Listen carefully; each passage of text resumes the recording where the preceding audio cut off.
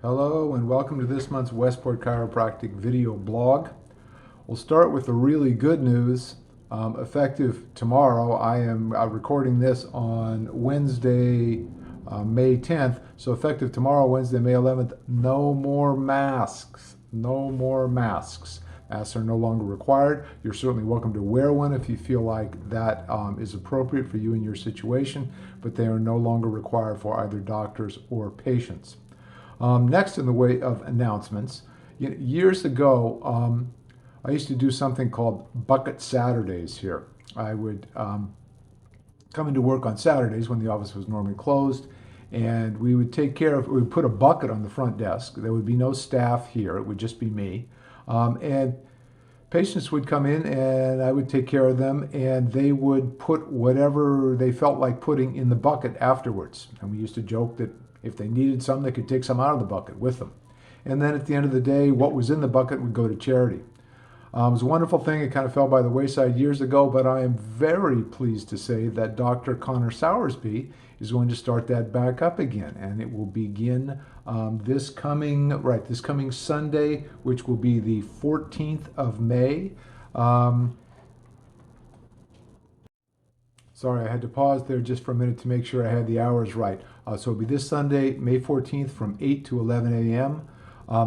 The only issue there is we can't accept new patients there because we need to do a much more thorough evaluation of new patients. But any established patient is welcome to come in Sunday morning between 8 and 11 to have Dr. Sowersby take care of you for whatever you choose to put in the bucket.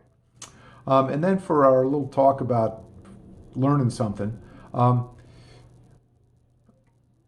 let me ask, what do you think we're doing when we do a short but quick twist to your neck or your back and it makes a popping sound? When we give you an adjustment, what do you think an adjustment's doing?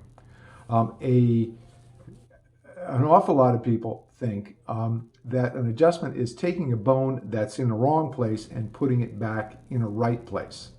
And we sometimes sort of feed into that misconception when we say something is out. Things never really go out. They're never in a fully wrong place. The trouble is they're not moving right. You know, if this is proper alignment for my neck, if I go like this, am I knocking everything out of place? Well, no, of course not, because all 7 bones of my neck are supposed to be able to do their fair share of this movement. And if they do, this is the right alignment from when my head is upright, and this is the right alignment from when my head is over to the side. And this is the right alignment from when my head goes this way. And the same everywhere else in the body. For a bone to truly be in a wrong place is for it to be dislocated. That's not a chiropractic problem, that's an orthopedic problem.